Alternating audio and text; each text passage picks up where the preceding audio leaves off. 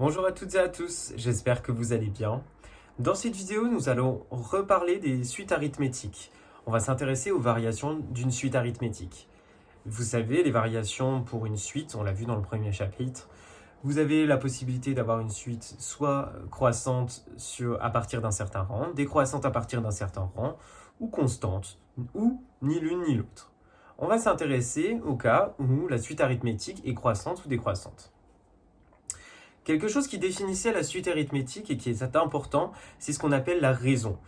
Vous vous rappelez, on définissait une suite arithmétique par une raison qui permet, en ajoutant ou soustrayant ce nombre, de passer d'un terme au terme suivant, toujours avec la même raison.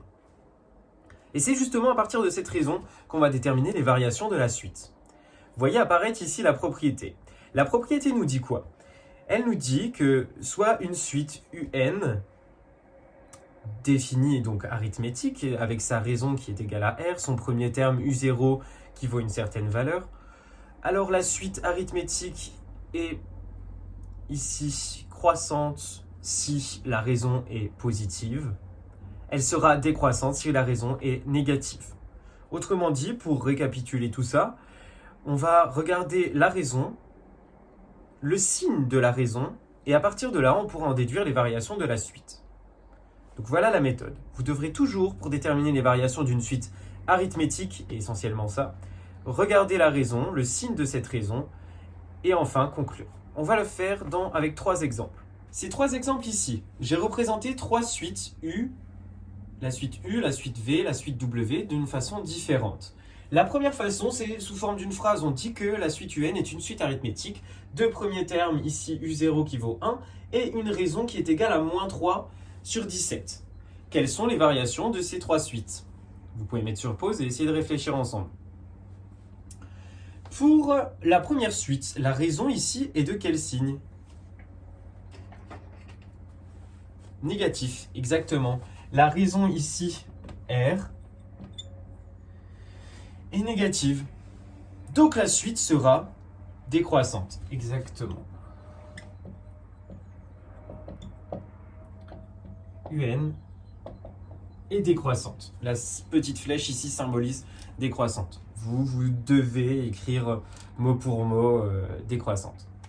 Pour la seconde, ici j'ai défini ma suite VN avec une relation qu'on a déjà vue, une relation de récurrence qui lie le terme suivant au terme précédent. Qu'est-ce que je dois comprendre de cette égalité? C'est que pour passer au terme, le rang suivant, ici le terme au rang n plus 1, je prends le terme précédent au rang n, à qui je lui ajoute 2. Ajouter 2, ajouter un même nombre constant, ce nombre-là, c'est la raison. Vous avez V0, ce premier terme, qui ne va pas influencer les variations de la suite. Vous allez pouvoir conclure comme la raison ici est égale à 2, donc elle est positive. La raison est égale à 2, c'est positif. Donc la suite ici sera croissante. Enfin, la dernière expression de ma suite, c'est ce qu'on appelle une expression explicite de ma suite arithmétique. On va directement avoir l'expression de Wn en fonction du rang n. Pour calculer, c'est beaucoup plus simple cette expression, parce que si vous voulez calculer W 205, donc le terme au rang 205, vous remplacez directement les n par 205. Pour ici, il va falloir identifier c'est quoi la raison. La raison, ça va être le nombre ici présent par lequel on va multiplier n et ajouter ce terme-là qui n'est autre que le premier terme.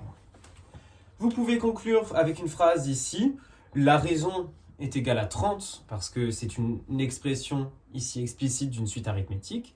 Cette raison est positive, donc la suite, elle, arithmétique, sera croissante. Voilà pour les exemples. Je vous laisse regarder les exercices qui vont apparaître à la suite de mes paroles. N'hésitez pas à aimer la vidéo et à vous abonner pour d'autres vidéos. Bonne journée à toutes et à tous.